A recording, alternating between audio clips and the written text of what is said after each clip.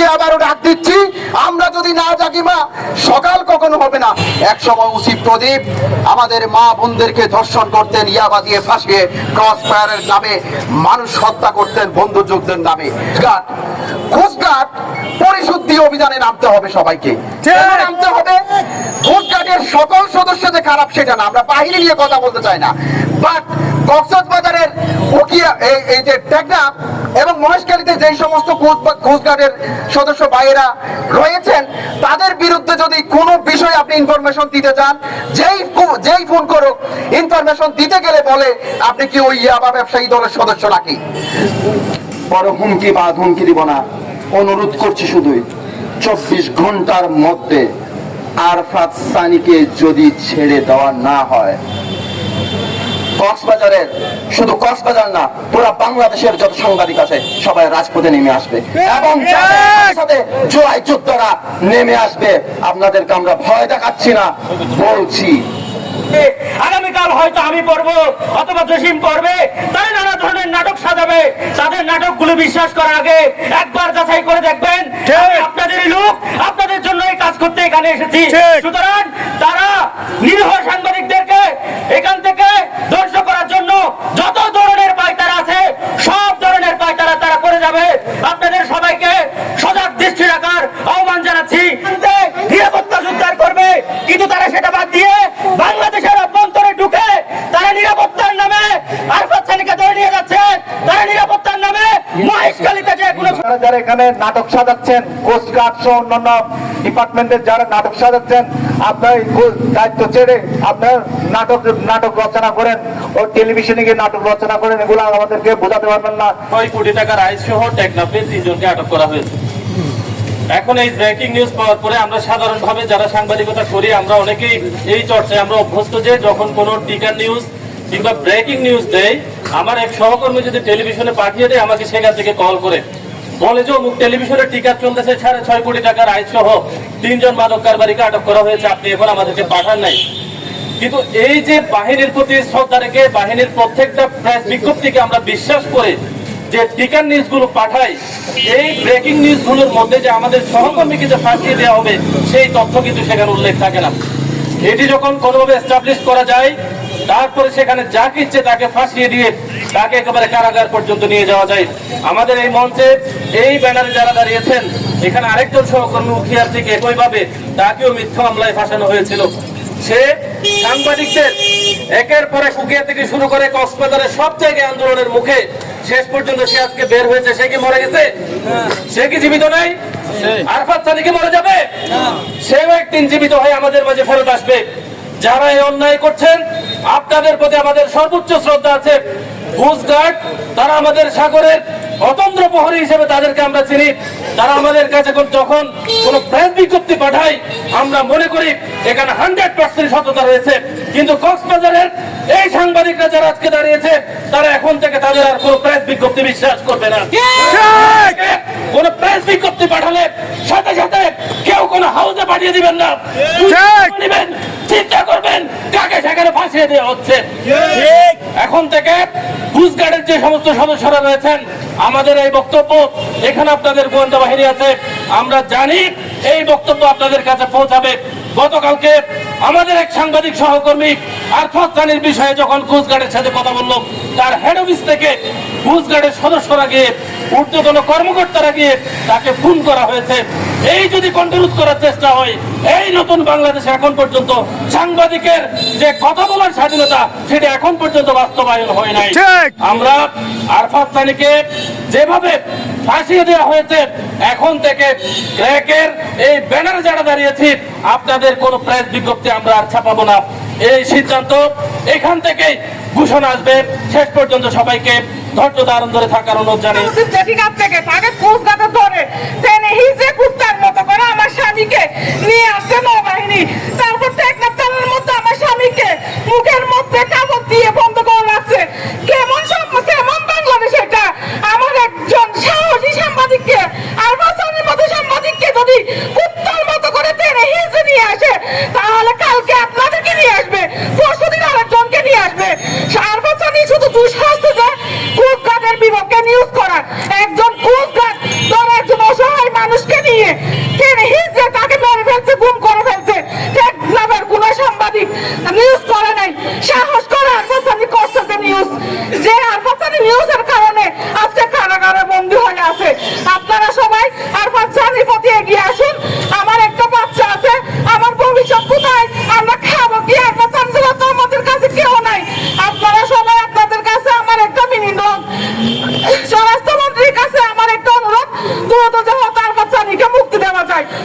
আপনার আরফাত বদর সানির মতো একজন সাংবাদিককে অস্ত্র আর আইসের মতো নাটক সাজিয়ে মামলা জড়িয়ে কারাগারে প্রেরণ করেছেন। এই মিথ্যা মামলা আপনারা আশা করি খুব অল্প সময়ের মধ্যে এটা প্রত্যাহার করে নেবেন। এরকম আরফাত সানির মতো প্রতিদিনই অসংখ্য সাংবাদিককে নির্যাতিত হচ্ছে, অসংখ্য সাংবাদিকের বিরুদ্ধে হামলা হচ্ছে, মামলা হচ্ছে। আমরা আর সাংবাদিকদের পক্ষ থেকে এটা দাবি থাকবে, এই সমস্ত এই যে বন্ডামি, এই নাটকগিরি, এই নাটক সাজানোর যে সিস্টেম, এগুলা বাদ দেন আপনারা। আমরা ইতিমধ্যে আমরা অবশ্যই জানি টেকনাফের ওসি প্রদীপের হিস্ট্রি আপনাদের জানা আছে। উনি অনেক নাটক সাজিয়ে সাংবাদিকদের অনেক অত্যাচার করেছিলেন। তিনি আজ ফাঁসির দড়ির জন্য অপেক্ষা করছে।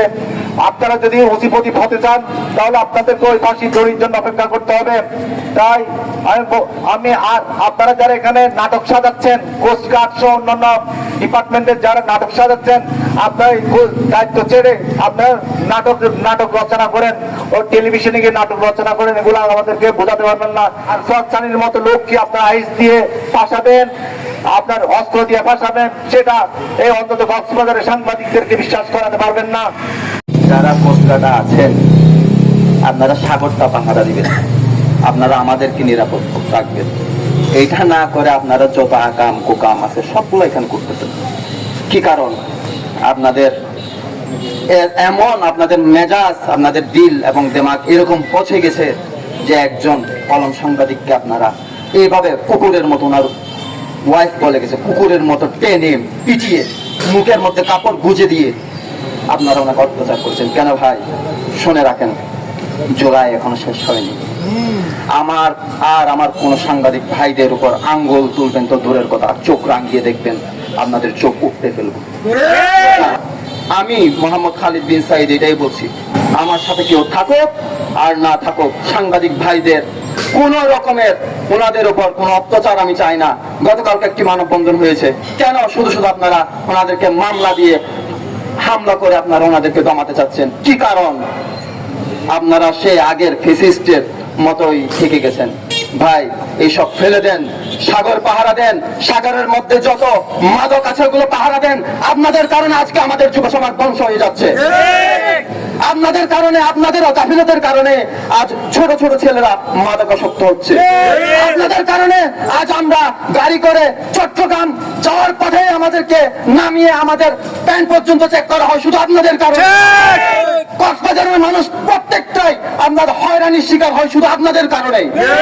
আপনারা ঠিকভাবে মাদক পাহারা দেন না, আপনারা ঠিকভাবে আমাদের সীমান্ত পাহারা দেন না, আপনারা ঠিকভাবে সাগর পাহারা দেন না, বিদায় আজ এই অবস্থা। কেন? আপনাদের যে দুর্নীতি করেছেন সেগুলো করেছে বিদায় আপনারা আরফাত সানিকে এভাবে নির্যাতন করেছেন। অনুরোধ করে বলছি, বড় হুমকি বা ধমকি দিব না, অনুরোধ করছি শুধুই 24 ঘন্টার মধ্যে আরফাত সানিকে যদি ছেড়ে দেওয়া না হয়, কক্সবাজারের, শুধু কক্সবাজার না পুরো বাংলাদেশের যত সাংবাদিক আছে সবাই রাজপথে নেমে আসবে এবং সাথে জুলাই যোদ্ধারা নেমে আসবে। আপনাদেরকে আমরা ভয় দেখাচ্ছি না, বলছি। আপনারা যদি মনে করেন আমি এগুলো আপনাদের হুমকি দিচ্ছি তাহলে তা মনে করেন, কোনো সমস্যা নাই। শুধু আবার আপনাদের কাছে অনুরোধ করছি, বিনীতভাবে হাত জোর করে অনুরোধ করছি, 24 ঘন্টার ভিতরে সসম্মানে প্রেস ব্রিফিং করে ক্ষমা চেয়ে আমার ভাই আরফাত সানিকে আপনারা ফিরিয়ে দিন, নয়তো এর পরিণাম খুবই খারাপ হবে। বিশেষ আর কোনো কিছু বলতে চাই না, আসরের ওয়াক্ত হয়ে গেছে। রাহমাতুল্লাহি ওয়া বারাকাতুহু। আমরা যদি না জাগি বা কেমনে সকাল হবে? এই সকালটা করতে অনেক বছর লেগেছে আমাদের। এক সময় উসি প্রদীপ আমাদের মা বোনদেরকে ধর্ষণ করতেন, ইয়াবা দিয়ে ফাঁসিয়ে ক্রস ফায়ারের নামে মানুষ হত্যা করতেন বন্ধুযুদ্ধের নামে। কক্সবাজারের অনেক সাংবাদিকদের পায়ে পড়েছিলাম, আপনারা আমাদের সাথে সঙ্গ দেন, আমরা সকাল ছিনিয়ে আনবো। কেউ আমাদের তখন সঙ্গ দেয় নাই। আজকে আবারও ডাক দিচ্ছি, আমরা যদি না জাগি মা, সকাল কখনো হবে না। কক্সবাজারের সাংবাদিকরা কেমন খেয়ে সেটা আমরা সবাই জানি। যাই হোক, ভিন্ন বিষয় একটু বলতে চাই, সেটি হচ্ছে কোস্টগার্ড। কোস্টগার্ড পরিশুদ্ধি অভিযানে নামতে হবে সবাইকে। কেন নামতে হবে? কোস্টগার্ডের সকল সদস্য যে খারাপ সেটা না, আমরা বাহিনী নিয়ে কথা বলতে চাই না, বাট কক্সবাজারের উকিয়া এই যে টেকনাফ এবং মহেশখালীতে যেই সমস্ত কোস্টগার্ডের সদস্য ভাইয়েরা রয়েছেন, তাদের বিরুদ্ধে যদি কোনো বিষয় আপনি ইনফরমেশন দিতে চান, যেই ফোন করুক ইনফরমেশন দিতে গেলে বলে আপনি কি ওই ইয়াবা ব্যবসায়ী দলের সদস্য নাকি, দাঁত ভাঙা জবাব দেওয়া হবে এখনকার পর থেকে। এই ধরনের শব্দ আমরা নিউজ না করে, সংবাদ প্রকাশ না করে আপনাদেরকে সহযোগিতা করার জন্য তথ্য দিতে চেয়েছিলাম। তথ্য শেয়ার করে যেন আপনারা অপরাধীদের আইনের আওতা আনতে পারেন, সেটাকে আপনারা ঊর্ধ্বতনদের কানে পৌঁছাচ্ছেন, যেন আমরা সাংবাদিকরা যেন সকল ইয়াবা ব্যবসায়ী। গতকাল থেকে এই মানব বন্ধনটা থামানোর জন্য কোস্টগার্ডের উচ্চ পর্যায় থেকে আমাদের কাছে তদবির করা হচ্ছিল, হুমকি দেওয়া হয়েছে আমাকে, আজিম নিহাতকে হুমকি দেওয়া হয়েছে। কে হুমকি দিবেন আপনারা? 2 লাখ 20 লাখ 40 লাখ ইয়াবাদি হয়তো চালান করবেন, 200 বন্দুক দিয়ে চালান দিবেন, অথবা লাশটা সাগরে ভেসে উঠবে। এই লাশ ভেসে ওঠার জন্য অনেক আগে থেকে প্রস্তুত হয়ে আছি। লাশ ভাসিয়ে তোলার হুমকি দিবেন না। বাংলাদেশের মানুষ তথা কক্সবাজারের মানুষ জানে, বর্তমান সাধারণ মানুষ জানে আপনারা কি করেন, কি কর্ম করেন। সাধারণ মানুষের কাছে গিয়ে আপনারা যারা কোস্টগার্ডের ঊর্ধ্বতন রয়েছেন, আপনারা জিজ্ঞাসা করুন মহেশখালীতে কি হয়, টেকনাফে কি হয়, কি ধরনের নানা ধরনের নাটকীয়তা করে আমাদেরকে ফাঁসানো হচ্ছে। এবং 5 আগস্টের পরেও এখনো পর্যন্ত ফাঁসানোর যে ধারাবাহিকতা সেটা অব্যাহত রয়েছে। আপনাদের একটা প্রমাণ স্বরূপ একটা কাগজ আমি দেখাতে চাই। আরবাজ সানিকে গ্রেফতারের পরে আইএসপিআর থেকে একটা প্রেস বিজ্ঞপ্তি দেওয়া হয়েছে। আইএসপিআর যেটি 3 বাহিনী অন্তঃবাহিনী পরিচালনা করে বাংলাদেশের সর্বোচ্চ, যেটি যদি বিদেশের সাথে যদি কোনো যুদ্ধ লেগে যায় এই আইএসপিআর আমাদের সংবাদ দিবে। সেখানে আরবাজ সানির কোনো অস্তিত্ব নেই। আরবাজ সানির যদি এর বিরুদ্ধে যখন সংবাদ প্রকাশ করেছে, তখন আপনারা নানা ফোন দিয়ে তাকে টার্গেট করেছেন, প্রথমে তার স্বজনদের, এরপরে তাকে আপনারা তুলে নিয়েছেন। কেন? সেখানে তো নৌবাহিনী অভিযান করেছিল, নৌবাহিনী যে আইএসপিআর থেকে যেই বক্তব্য দিয়েছে এটি চেঞ্জ করলেন কেন? আপনারা চেঞ্জ করার অধিকার রাখেন কিনা, ক্ষমতা রাখেন কিনা? আইএসপিআর এর যে বক্তব্য সেটি এডিট করার ক্ষমতা আপনাদের কে দিয়েছে আমি জানতে চাই, কোস্টগার্ডের সদস্য যারা আছে তাদের কাছ থেকে। সুতরাং আমরা যারা সহকর্মী আছি, আমরা সিদ্ধান্ত নিয়েছি সাংগঠনিকভাবে আনুষ্ঠানিকভাবে ঘোষণা দিতে চাই, আমরা কোস্টগার্ডের কোনো প্রেস বিজ্ঞপ্তি আমরা ছাপাবো না। অনুরোধ করতে চাই যে সমস্ত সাংবাদিকরা জাতীয় পত্রিকাগুলো কিংবা টেলিভিশনের কর্মরত রয়েছেন, আপনারা দয়া করে, আপনাদের দিনও এমন আসতে পারে, আজকে আরফাতের দিন, কালকে আমার দিন, পরশু নিহাত কিংবা ইরফানের দিন, যে কারো দিন আসতে পারে। সুতরাং আপনারা এখন থেকে ঐক্যবদ্ধ হন। এই ঐক্যবদ্ধ যে মাঠে নামাইটা জারি রাখুন, কাউকে প্রশ্রয় দিবেন না। আমরা কোনো বাহিনীর পক্ষে নই, আমরা সরকারের বিপক্ষে নই, তবে আমরা যারা কতিপয় কোস্টগার্ডের সদস্য অপরাধের সাথে জড়িত, চাঁদাবাজির সাথে জড়িত, মানুষকে অস্ত্র ইয়াবা দিয়ে ফাঁসিয়ে দিতে চাই, কণ্ঠ রোধ করতে চাই, তাদেরকে কেন তদন্ত করে আপনারা ব্যবস্থা নেন না? আমরা এতবার তথ্য দেওয়ার পরও আপনারা বরং আমাদেরকে আক্রমণ করেন, কণ্ঠরোধ করতে চান। ওই ইয়াবাকার বাড়ির সাথে আপনাদের কি, ওই ইয়াবাকার বাড়ি আপনার আত্মীয় হয় নাকি, ওই বন্দুকধারী আপনার আত্মীয় হয় নাকি? আপনাদেরকে তথ্য দেওয়াই যেন অপরাধ। তথ্য দেওয়া যদি অপরাধ হয়, আমরা চেয়েছিলাম 5 আগস্টের পরে দুর্বল বাহিনীগুলোকে একটু সুযোগ দিয়ে সংশোধন হওয়ার জন্য, তথ্য দিয়ে আদান প্রদান করে সহযোগিতা করে আপনাদের দেশ সেবার সুযোগ দিতে। কিন্তু আপনারা যেই আচরণ শুরু করেছেন, এটিতে আর আপনাদের সুযোগ দেওয়া যায় না। আমার চাকরি যাবে, কালকে আমার চাকরিরও হুমকি দিয়েছে, আমার লাশ ভেসে উঠবে, কেয়ার করি না। আপনারা হয়তো জানেন না, গতকালকে আবারও সেই 5 আগস্টের পুরনো ডায়লগ আমাকে শোনানো হয়েছে। কবির বিন আনোয়ার একবার আমাকে ফোন করে বলেছিলেন, আপনার কলিজা কত বড় দেখে নেব আমি। একই কথা কালকে কোস্টগার্ডের পক্ষ থেকে আমাকে বলা হয়েছে। সুতরাং আমাকে হুমকি দেওয়ার আগে লাশটা গুলি করে সাগরে পাঠিয়ে দিবেন। আমি ভয় পাওয়ার মানুষ নই। আপনাদের সাথে ব্যক্তিগত দ্বন্দ্ব যেমন আমাদের নেই, রাখতেও চাই না, কিন্তু হুমকি দিবেন না। হুমকি মোকাবেলা করে বড় হয়েছি, হুমকি দিয়ে দমানো যায় না। আপনারা হুমকি দিলে সর্বোচ্চ লাশ ফেলতে পারবেন, আপনাদের কাছে তো বৈধ অস্ত্রের লাইসেন্স আছে, গুলি করতে পারবেন। এই গুলি করার জন্য প্রস্তুত হয়ে আছে অনেক বছর ধরে। রাষ্ট্রের জন্য, সমাজের জন্য, একটি সত্য ন্যায় প্রতিষ্ঠার জন্য আমি সবসময় জীবন দিতে প্রস্তুত। সুতরাং হুমকি দিবেন না।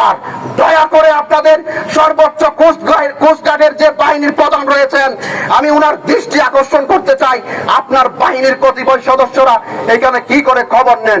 আপনাদের তো ইন্টেলিজেন্স আছে, এই ইন্টেলিজেন্সকে খবর দিলে তারা আবারও আক্রমণ করে বসে যে এই সাথে আপনার কি, যেন এখানে শিখিয়ে দেওয়া আছে যে কেউ খুন করলে, নাটকীয় অভিযানের কোনো তথ্য নিতে চাইলে বা আদান প্রদান করতে চাইলে তাকে অ্যাটাক করা হোক, সেই ধরনের যেন শিখিয়ে দিয়ে এই বাহিনীর সদস্যদের এখানে পাঠানো হয়েছে। 5 আগস্টের বাংলাদেশে, 5 আগস্টের পরের বাংলাদেশে এই শব্দগুলো আর বড্ড বেশি বেমানন।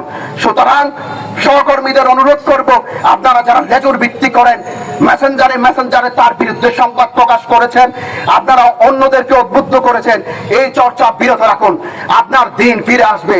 একই কথা আমি আরিফাত সানিকে 2 বছর আগে বলেছিলাম, তোমার দিনেও আসতে পারে, আজকে তার দিন এসেছে। সেইও একজনের সংবাদ প্রকাশ করেছিল, 2 বছর ধরে তার সাথে কথা বলি না। আমি তাকে বলেছিলাম তোমার দিন আসতে পারে, আজকে তার দিন এসেছে, কালকে আপনার, পরশু আমার আসবে।